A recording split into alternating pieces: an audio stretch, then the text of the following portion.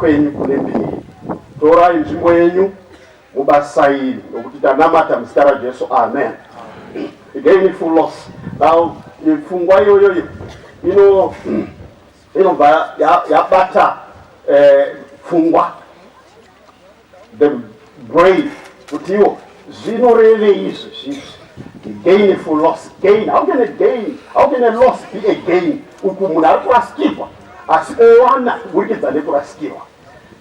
Mavara yawa hawanzosangana pamwe asi matenderei mavara yawa ekuti gain neloss, kuwana nokurasikirwa matenderei asangane pamharidzo iyi. Saka ari kunzi tiri kuti panapa a gainful loss. Hatisisu chizukuru chatanga, it's not this generation yatanga kuda kuinda kunyika inonzi America.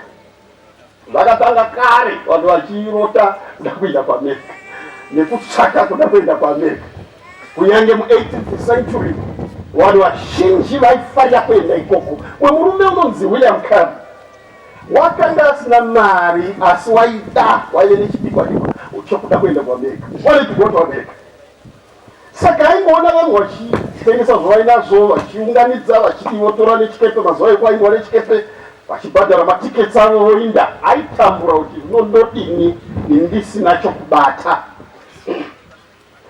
Saka wakazonzwa rimwe zuva paiswa advert inonzi Organ Bank nguva iyoyo.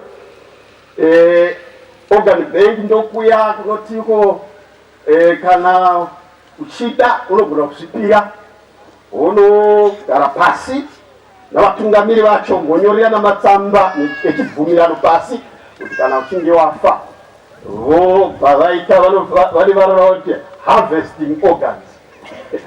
Wotora pachitunha chako, vanogona kutora zviro zvinogona kudetsera vamwe, kana ndiricho kana chinyi. Ndinoziva kuti muculture yedu zvinhu zvisina kujairika, handidika, asi ndozvizvo kutoitika izvozvo zvinotoitika izvozvo. Saka pakaita shedzero chakabva kuOrgan Bank kuti aiwa tiri kutsvaka vanhu vanoda kusvipira kudoneta. Saizvozvo zvikuru vasvika pakunofa. Asi murume uyu nemhaka yekuda kuenda kuAmerica wakafumira ikoko, akaona kuti rufu rwanonoka okufumirako, ndokubva anozvipira ikoko zvikamba aiwa ini chandingada ndechekuti kana maingandipa mari ndaigona kukupaiwo ziso rangu. Zvikaya pakanaka tonyorera pasi, aiwa ndotoreva izvozvi, kana nda kutora torai. Unorevesa zvaya ndizvozvo, ndokubva atotorwa, ndokubva atopinda mutheatre, ndokubva ziso rabviswa, ndokubva apiwa mari yake just enough kuti anobhadhara tiketi rekuenda kuAmerica. Saka mushure mekuzvipa nguva yokupora wakabva apinda muchikepe ane ziso rimwe. Mufaro wacho wekuti ndoda kuenda kuAmerica, zviri nani kugara kuenda munyika yakanaka neziso rimwe pane kugara munyika yokutambura nemaziso maviri. Ndoyave pfungwa yake iyi. Ndobvainda apinda muchikepe, chikepe chakufamba mazuva chagona kutora kana mwedzi chiri munzira, chakunosvika vakuona manje zistatue riya of liberty. Vanhu vakufara manje vazara pamusoro pejeki, America welcome, welcome America, vachifarira kusvika kwavanga vaita kuAmerica. Naiye muchinda akabva ajoina vamwe kuita kepi. Nyaya inotiyo wakaona mufaro, akambozvitarisa kuti ari kurota here, achimbozvitsunya ndokuona kuti aiwa ndini ndakuenda kuAmerica, hazvinei ndine ziso wani chero ndasvika. Ndokusvika ndokubva muchikepe muya akunosvika mai pagangway paya, vamwe vakanga vachizivana vachitingurana, welcoming each other. Iye wasina waanozivana naye, asi chakamushamisa pangosvika varume vaviri vobva mubata ruoko, uyu akabata uko akabata chibhegi chake zvikanzi uya kuno, zvaita sei zvikanzi uya kuno. uyakuno nokubva vainda naye sakaishaya kuchamisika kuti vanhu vanobetsera here vaenzi vanenge vasvika vanhu vakaita seya. Achiri kufunga kudaro akaona adhonziwa hoyo watoinwa naye uko. Ndokubva vasvika ikoko ndokubva vati kana uchida upenyu tipe zvose zvauinazvo. Chibhegi changa ainacho nezvinhu zvishomana zvazvatongwa zvimari zvasara zvese ndokubva atorerwa ndokusara asina chinhu.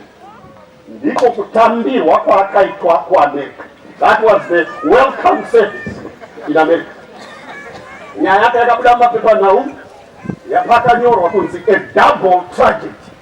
Kurasikirwa neziso ndokunobigwa from loss to loss. No zviri upenyu rusina Mwari mukati. Is from loss to loss. Kubva mukurasikirwa uchienda kumukurasikirwa uchiteverwa nokurashikirwa uchitsikirirwa nokurashikirwa. Saka kugara wakarashikirwa, that's a godless life. Ndozvazviri ndozviri zvenyika iyo ino. But mangwanani ano anenge masikati ndoda kutaura nyaya yekurasikirwa nekuti nyika iyo ino nebata kuti inyika ichitema inyika yokurasikirwa. But pane kuwana kuripo kune varasikirwa asi vari muna Kristu Jesu. Ndofanira nedikirira riripo living for Christ, kuraramira Kristu. And I want to declare masikati iyo ano vana vaMwari kuti kuraramira Kristu pane kurasikirwa kunoitika. But chero uri kurasikirwa, mukurasikirwa imomo mune kuwana zviro zvizhinji. Ukatarira mubhuku raMatthew chapter 13 verse 44. Matthew chapter 13 verse 44. Tiverengere mudikanwa verse ya 44. Ushio kutenga wakafanana nepfuma yakavanzwa munda. Yeah. Iyo yakawanikwa nomunhu. Yeah. Akaivanzazve. Right? Zvino nokufara kwake unoenda. Yeah. Akatengesa zvose zvaanazvo. Yeah. Akatenga munda uyo. Ishe Jesu pose pavakanga vaiunganirwa nezvaunda zvavanhu, great crowd vaivatevera. Bhaibheri rinobudisa pachena kuti vakanga vari mudzidzisi mukuru, a great teacher.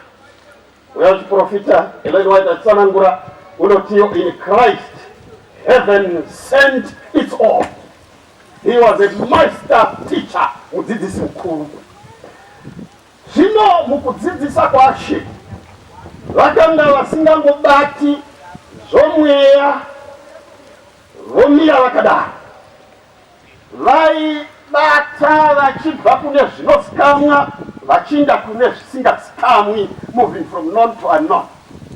Nokuti waiziva pachena kuti vanhu havagoni kukasika kubata zvomweya, saka vaishandisa mifananidzo, maparables.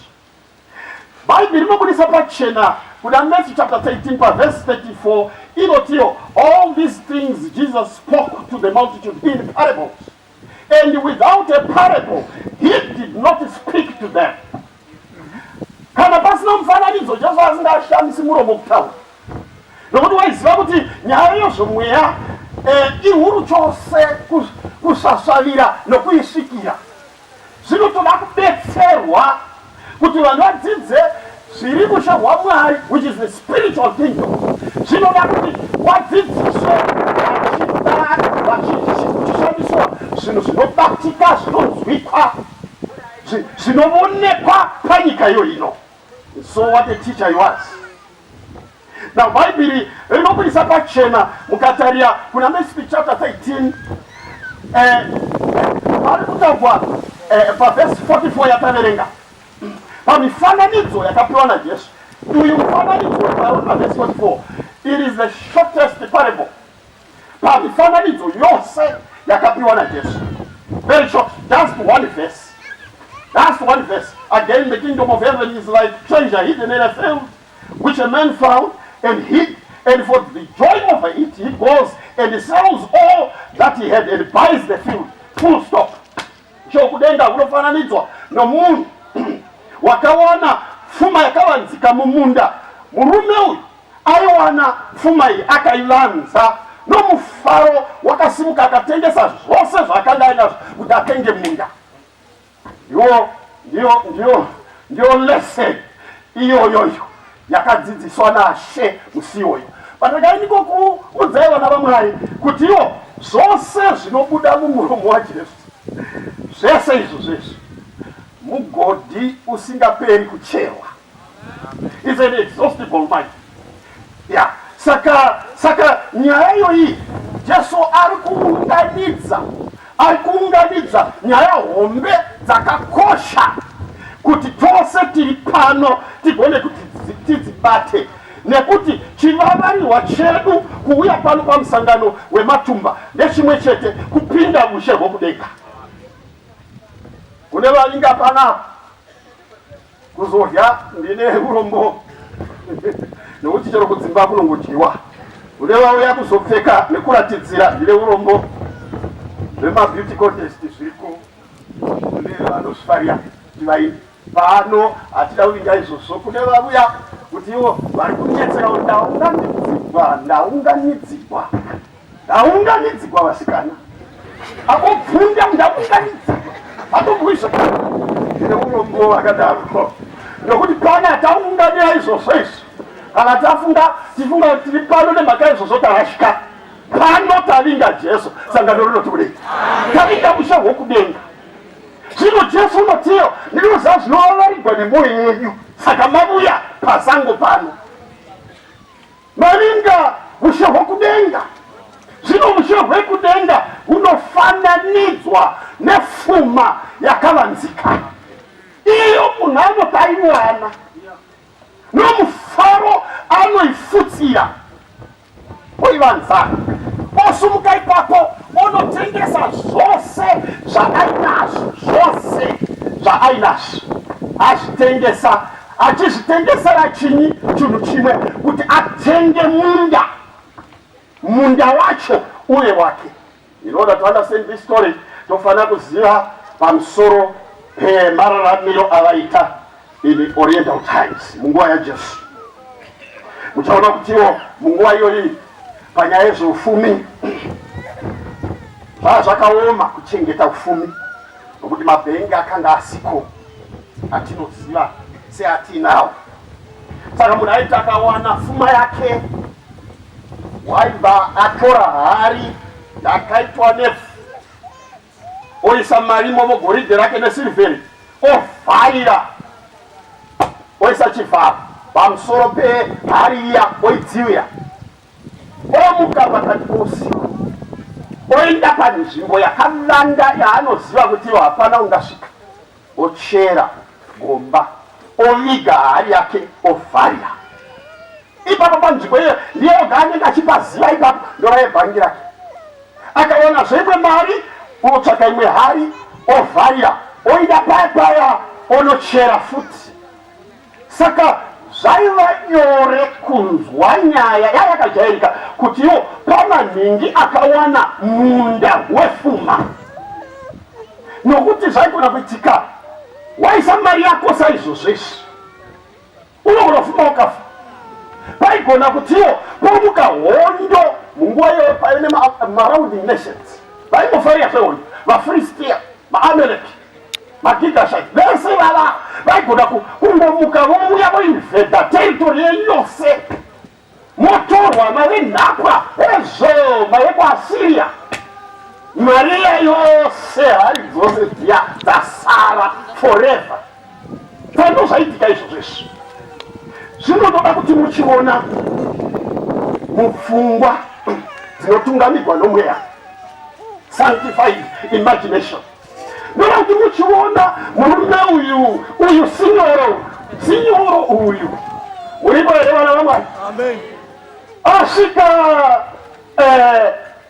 pane ava saimbava vane munda wavo vane purazi ravo, ari kutsvaka basa rekuita mapiece job anonzi maricho. Ane mombe dzake, majongo dzake maviri negeja rake ndokumbirawo basa chero pokurima ndirime mondipa mari. Gare vanotungamirwa panzvimbo ponopimiwa vanzi ndo nzvimbo yacho iyi, vawirirana mari yacho zvikanzi chitanga basa, ndobva atanga basa. Saka ari kutanga kurima, achirima ari pakati pekurima geja rinoita imwe sound yaasina kunyatsonzwisa zvakanaka. Ndobva awisa geja nokufukunyura akaona hazvibviri pane hari nekukasika nekuziva zvaitika panguva iyoyo. Wakaziva kuti muhari munei asati avhura. Paakati kwetsu unovhura ndokuona hazviti mune goridhe rakatsokegwa imomo nomufaro. Hana yakarova kuti akaziva kuti upenyu hwangu hwasanduka kubva nhasi. Ndokubva avharira nemhaka iyi ari kuvhara apa achifutsira namavhu. Unoziva kutiwo nyaya yacho kana ndawana hari handiyoga, munda uyu unoda kusechwa zvakanaka, saka akatiwa handidi kungofarisa premature joy. Aiwa, ndoda kuti ndonyatsobvukunyura zvakanaka. Pano paita nyaya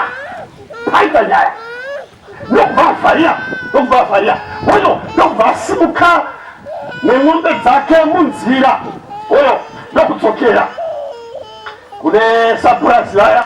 Zvikavapedza here kurima zvikanzayo handiyapedza pazoita imwe nyaya nyaya yeizve futi zvikai ndakuda munda wenyu.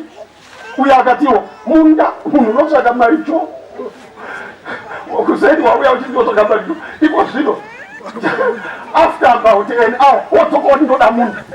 Dzakatonya here daiuye tinyo zvotoriraiti ndakuda munda. Zvikanzi munda utengesa here. Zvikachero ndikatengesa ungatengwa newe herewe tototengesera vamwe. I'm serious, ndinoda munda wenyu. Zvikanzi mari. Saka uye akangotaurira zvazvo zvepuraisi yokuti ibva pari. Ndokubva aipicha mudenga puraisi yokuti ibva pari. Zvikai mune chokwadi nemari yamuri kutaura. Zvikai ndiyoyo ndipe zvezvo. Aonaora uchinetsa ndipe. Kana usina mari yacho tingaodzokera uite basa.